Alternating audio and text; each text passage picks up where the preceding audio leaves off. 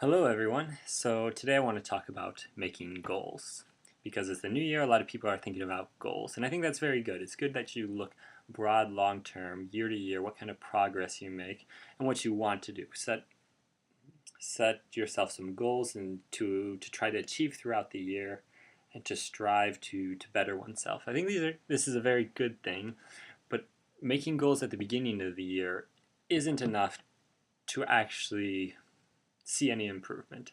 I believe what's more important is once you set the broad goals, be sure to set small goals on about what you want to do. If you want to be able to lift more weights and get bigger, obviously I'm not a power lifter, but you have to think of, you have to set a schedule. Okay, I'm going to spend 4 days in the gym a week, and I'm going to and kind of have a schedule. What lifts you're going to do this day, this day, this day, and what your nutrition is going to be. Or if you want to run faster, if you want to be able to run I don't know, let's say you have a 7 mile race coming up. Well, you're going to have to set up a sort of schedule. Run again, maybe four or five times a week. Some days you want to do one 7 or 8 mile run, and then some 3 mile runs. Different paces.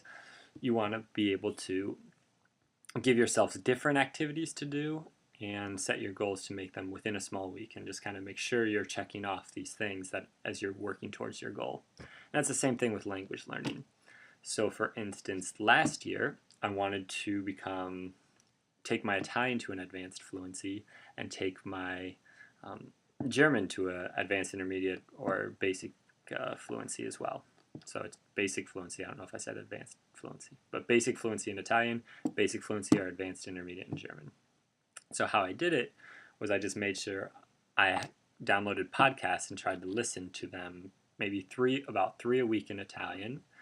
And I wanted to read a novel that I got through, buy and read a novel, and to watch movies. So I saw about 10 movies, and I got myself a job in Italy, which was pretty much the key for me to reaching the kind of basic fluency in Italian, was living in Italy.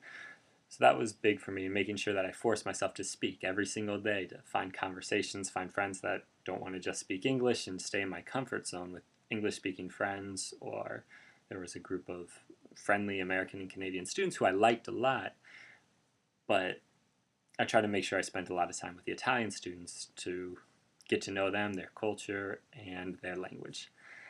So those kind of goals are important. German, I didn't actually meet my goals, I believe. I think I might be an advanced intermediate in German now. I did it by reading in Link, and towards the end of the year, I knew I wasn't making as much progress as I would have wanted, so I found a conversation partner on Skype, and I'll speak German on Skype sometimes, and I've started listening to a bit of German music. And since then, I've been seeing more progress. So for next year, I hope to continue that and to be able to read a German novel by the end of next year, and to have that basic fluency in German that I'm missing. So that's one goal in German. And also, when you make these broad, long-term goals, you don't know what life's going to bring you. You don't know what new things you're going to start to take up. This year, I dabbled a little bit in piano. I'm not a good piano player, but I kind of had fun just picking up a piece, trying to learn it. I took lessons when I was a kid, and I played clarinet for a long time and still play, but in New York, I don't have a room to play. I don't want to disturb my neighbors, so I just don't bring my clarinet to school, and I started playing piano instead, once in a while, and that was fun. But also, I started learning Portuguese. I found a bunch of Portuguese lessons that a friend had loaned me like 4 years ago, and I went through them and started speaking Portuguese on Skype. I saw Cidade de Deus, The City of God. It's a fantastic movie. I absolutely loved it. There's Cafe Brasil, which is a podcast that gives news and kind of talks about life. I don't know. It's a general, kind of like a talk show podcast. There's a little bit of music mixed in. And it's actually wonderful to listen to. Let's say I wake up in the morning, I listen to Cafe Brasil sometimes as I'm kind of waking up, having breakfast, getting ready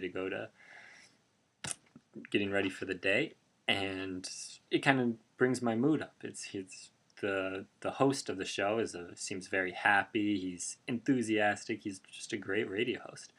So I enjoy listening to him a lot, and my Portuguese has really stepped up to maybe about the same level as my German. I also, as a disclaimer, speak multiple other Romance languages and have a lot of experience with it, so it's easier for me to bring it up to that level than it is for me to do so in German. But I hope in the next year to bring that up to a basic fluency as well, and to be able to read one novel in Portuguese towards the end of next year as well. That being said, with my goals for next year, I don't know how much I'll accomplish, so I always set myself too lofty goals and usually don't accomplish them all. And the reason I do that is if I always feel behind, I'm more motivated to continue to work. That's the way I function personally, and I enjoy, I'll definitely check off a lot of them and move towards my goals, but I never hit all my goals for a year. And I think that's fine. It works for me, and I think for a lot of people that's a good idea. But for others, they might feel discouraged. They don't want to set too many goals. So that's wherever you stand on there. That's up to you. But I do encourage you to at least think of something that you want to accomplish, something new. But as well as so for next year, that's German and Portuguese to basic fluency, and I want to continue doing something in Chinese. I just explained in a previous video where I am, how I started working with Chinese, and I want to finish my Assimil first basic Chinese book. I want to finish my Pimsleur lessons 1 through 3. That way I'll have audio, a little bit of reading, and continue with my the website Memrise and the Assimil's writing in Chinese, just to try to get reading and writing. I don't even intend to get to an intermediate level this year, but I want to do a little bit every week so I don't lose the level and I keep on gaining vocabulary and keep building towards it. This year is going to be a very difficult year for me in medical school, and I know I'm going to be mostly reading and working on medicine every week. So perhaps just a little bit on the side I'll be working on a new language, but I won't be making serious work, because when I'm stressed and not working on medicine, I might perhaps prefer to read something for fun in either a language I already know well or English. Like, there's one book I want to read that I got for Christmas. It's The Spirit Catches You and You Fall Down. It's about a Hmong child and their family working through the American medical system, and I heard that it was a great book, so I thought that would be a good read. And to maintain other languages, I love short stories by Chekhov. He's one of my favorite Russian writers, and I love his short stories. So, I can read a short story if I have a weekend when I don't have a lot of work or after a major test. Try to read a short story. Also, I was told to buy this, so I did, but I don't know anything about the author. Maybe that's a bit shameful. I don't know if I'm supposed to, but Alexander Solzhenitsyn.